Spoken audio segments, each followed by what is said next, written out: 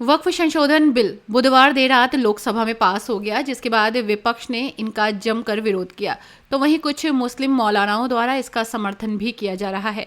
जमीयत उलेमा के जिला सचिव और शाह इस्लामिक लाइब्रेरी के संस्थापक मौलाना कारी मोहम्मद खालिद वसीम कासमी ने एक प्रेस कॉन्फ्रेंस कर वक्फ संशोधन बिल का समर्थन किया और कहा कि रात हमने सरकार और विपक्ष दोनों का पक्ष सुना, जिसके चलते हम कहना चाहते हैं कि वक्फ संशोधन बिल सरकार वक्फ के हित और गरीबों के हित में लाई है, हम उसका समर्थन करते हैं। साथ ही उन्होंने कहा कि कुछ चीज़ों पर मुस्लिम धर्म गुरुओं को आपत्ति है, उस पर हम सरकार से ये अनुरोध करेंगे कि वो वार्ता का दरवाज़ा बंद ना करें, बल्कि मुस्लिम सामाजिक या धर्म गुरु या मुस्लिम बुद्धिजीवी वक्फ के हित में जो कुछ भी प्रस्ताव आपको देना चाहते हैं उन प्रस्तावों को स्वीकार करें और बिल का हिस्सा बनाएं। संस्थापक शाह इस्लामिक लाइब्रेरी जामा मस्जिद मुजफ्फरनगर। कल देश की सबसे बड़ी लोक अदालत पार्लियामेंट में वक्फ तरमीमी बिल 2024 पेश किया गया और रात 1:56 पर वो बिल पास हो गया। वक्फ जायदाद आजादी के बाद से अब तक एक कस्मा पुरसी की हालत में थी, चाहे धार्मिक स्थल हो और चाहे वो किसी भी तरह के परिसर हो या खुली जायदादें, खुली जमीन हो, वो एक लावारिस जैसी हैसियत में थी। हालांकि वक्फ बोर्ड मौजूद थे, लेकिन वक्फ बोर्डों की कारकर्दगी वक्फ जायदादों को लेकर शून्य दायरे में थी, बिल्कुल जीरो थी। वक्फ की तरक्की, वक्फ की हिफाजत और वक्फ जिस मकसद और पर्पस से किया जाता है उसको पूरा करने के लिए वो बिल्कुल नाकाफी उनकी व्यवस्था थी।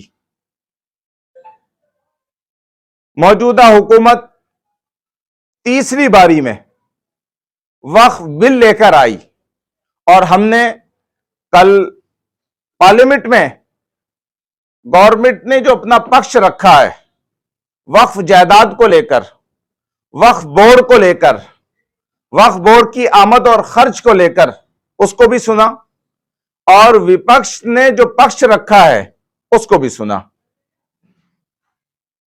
हम हुकूमत के, सरकार के उस नजरिए से जो उन्होंने कल बिल रखने के बाद में पार्लियामेंट में रखा है कि वक्फ जायदादों का बेहतर इंतजाम और वक्फ जायदादों के जरिए से गरीबों का, कमजोरों का, बच्चों की तालीम का, बेवाओं के वजीफे का, इस सब की व्यवस्था, इसको सुनकर हमें इत्मीनान हुआ और इस पक्ष का हम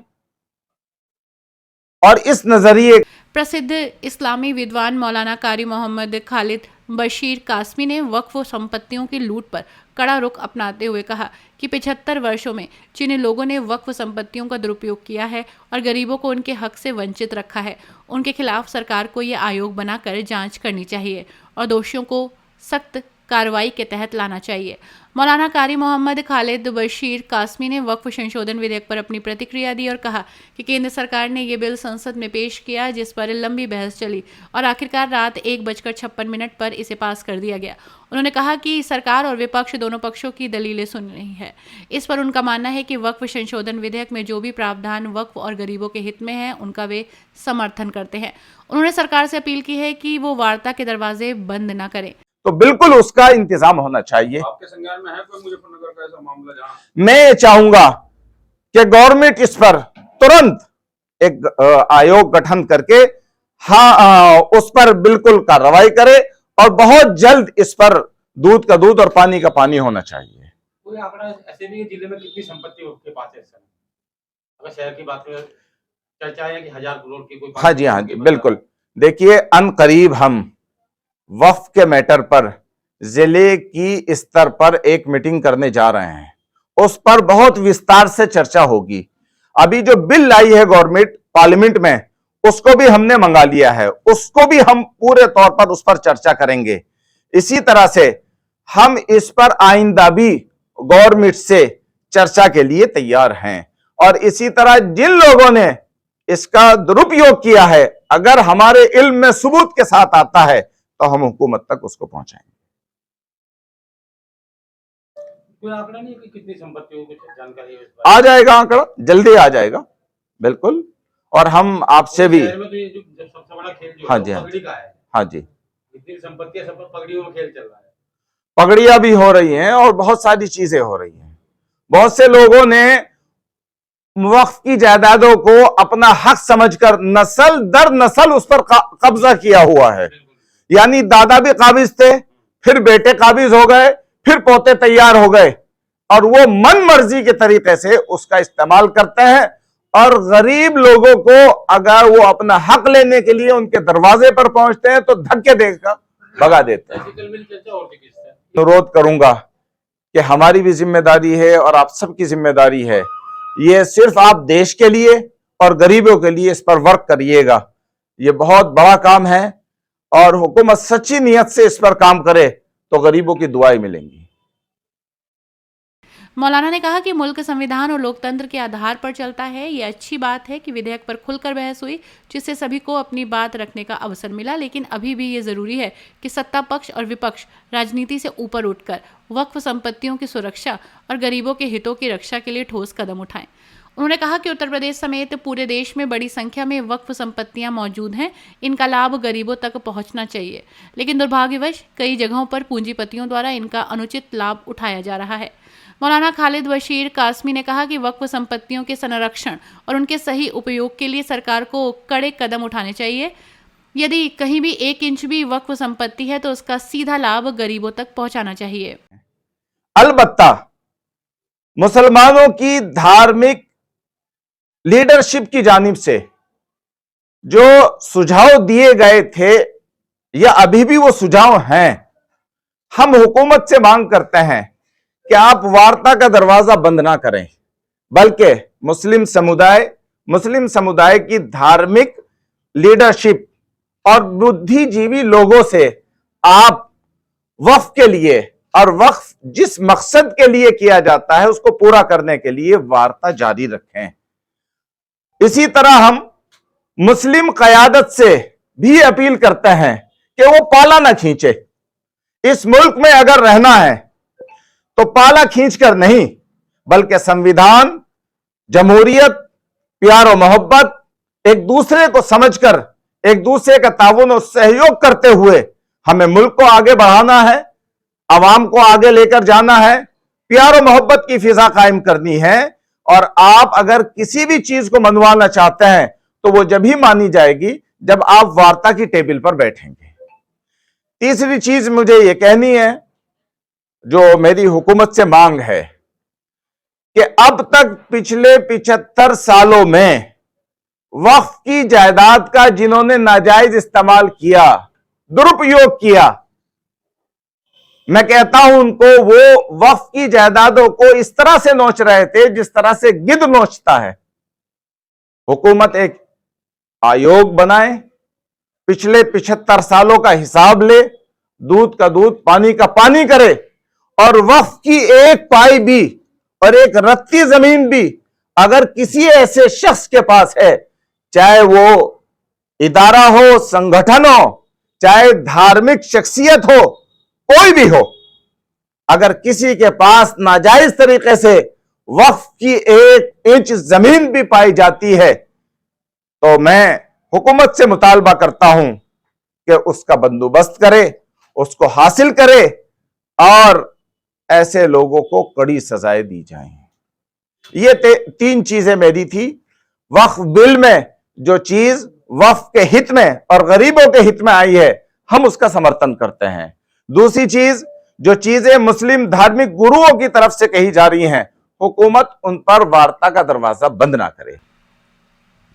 उन्होंने कहा कि वक्फ संशोधन विधेयक में जो प्रावधान वक्फ और गरीबों के हित में है, उनका समर्थन किया जाना चाहिए। वहीं जिन बिंदुओं पर संवैधानिक आपत्तियां हैं, उन पर सरकार को मुस्लिम धर्मगुरुओं से बात कर उचित समाधान निकालना चाहिए। आज वक्फ बिल को लेकर आपने मीडिया को बुलाया है, क्या मांग है आपकी, क्या सुना?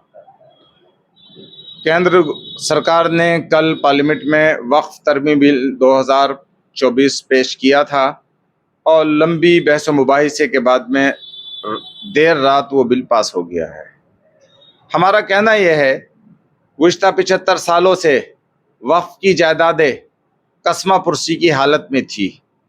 वक्फ बोर्ड भी था, मुतवल्ली भी थे, मुस्लिम संगठन भी थे, लेकिन वक्फ का दुरुपयोग चल रहा था। बाज़ जगह वक्फ ने अच्छे काम भी किए, लेकिन कुल मिलाकर जितना फ़ायदा गरीब को वक्फ की जायदादों से होना चाहिए था वो नहीं हो रहा था।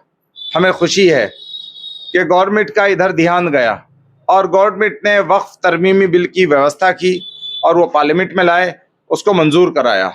अब इसमें एक बात यह है कि बिल में वो चीज़ें, वो पॉइंट जो वक्फ के हित में और गरीबों के हित में हैं, हम उनका समर्थन करते हैं।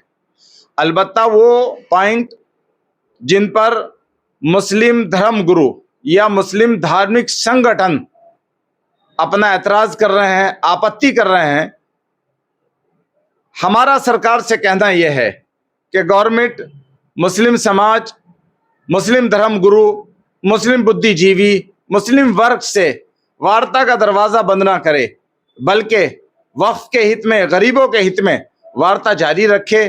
संवैधानिक वो सब चीज़ें जिनको मुस्लिम संगठनों ने उठाया है उनको स्वीकार करने की कोशिश की जाए, ताकि संविधान के मुताबिक मुकम्मल वक्फ बिल पर अमल किया जाए।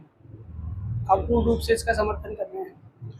सिर्फ उन पॉइंटों का जो वक्फ के हित में और गरीबों के हित में हैं, और कहीं अगर असंवैधानिक वक्फ में कोई बात है और जिनको मुस्लिम संगठन या मुस्लिम धर्म गुरु उठा रहे हैं, तो हम उस पर यह अपील करेंगे गवर्नमेंट से कि उस पर वार्ता होनी चाहिए और उसको दुरुस्त किया जाना चाहिए। क्या अभी कुछ खामियां नजर आई जो वक्त बिल जो आज पास किया गया है? देखिए, रात हमने सरकार का जो पक्ष था बिल पर वो भी सुना और विपक्ष का जो पक्ष था वो भी सुना। सरकार ने आइंदा क्या प्रोग्राम है ना तो इस पर कोई बात की, और विपक्ष ने अब तक वक्फ के जरिए से मुसलमानों को क्या फायदा पहुंचाया ना ये गिनवाया। तो हम समझते हैं दोनों एक ही कश्ती के सवार हैं और हम दोनों से अपील करते हैं, एक धार्मिक सेवक होने के नाते हम दोनों से ही अपील करते हैं कि आप राजनीति से ऊपर उठकर गरीबों के हित में और वक्फ के हित में और देश के हित में कुछ ऐसा करिए जिससे कि देश भी मजबूत हो और तमाम समुदाय में आपस प्यार मोहब्बत रहे और हम गरीबों का और वक्फ का भला कर सकें। कुछ नेताओं का आरोप है कि जो रेवेन्यू में संपत्ति नहीं है वक्फ की, क्या सरकार उन्हें कब्जा लेगी? देखिए, सरकार भी यही है, वो लोग भी यही हैं, और अब तक जो कुछ हुआ है वो भी देश के सामने है। अगर कब्जाया जाएगा तो अदालत भी मौजूद है और जमहूरी तरीका अपनी बात कहने का वो भी मौजूद है। अगर सरकार ऐसा करेगी तो विरोध किया जाना चाहिए, संविधान ने उसका इख्तियार दिया है। दिल्ली वक्फ बोर्ड के अध्यक्ष हैं अमानतुल्लाह खान, उन्होंने कहा है कि दिल्ली में एक कब्रिस्तान को एलडीए और उन्होंने कब्जा लिया है, ऐसे ही करके, और लाल मस्जिद की जमीन भी काफी कब्जा ली, पीछे पड़ी थी, उस पर बिल्डिंग बना दी है। बिल्कुल। तो क्या अगर ऐसा होता है, क्या इसके खिलाफ कुछ संगठन? दोनों रास्ते हैं, संवैधानिक जमहूरियत का भी रास्ता है कि आप अपनी बात सड़क पर आकर अपनी बात रखिएगा आवाम की अदालत में, और अदालत और उच्च न्यायालय भी देश में मौजूद है, वहां भी आप अपनी बात रखिएगा। बिल्कुल, अगर कोई ऐसा है तो उस पर जद्दोजहद होनी चाहिए और उसकी हिफाजत का इंतजाम होना चाहिए। लॉ बोर्ड का बयान आया है कि इसके खिलाफ सड़कों पर उतर के प्रदर्शन करेंगे, जैसे किसान आंदोलन हुआ था। मुस्लिम पर्सनल लॉ बोर्ड ने जो निर्णय सड़कों पर उतरने का अगर लिया है तो हम उनसे ये कहेंगे कि संविधान ने जो इख्तियार दिया है, जो रास्ता बताया है, बिल्कुल उस पर आप जद्दोजहद करें और आवाम आपके साथ है। इसी तरह से उच्च न्यायालय है, आप वहां जाएं, जद्दोजहद करें, संविधान आपके साथ है। अलबत्ता तशद्दुद, तोड़फोड़ और इसी तरह से किसी भी तरह का एक प्रदर्शन जिससे देश में माहौल खराब हो, हमारी अपील ये है कि कोई भी संगठन ऐसा कदम ना उठाए।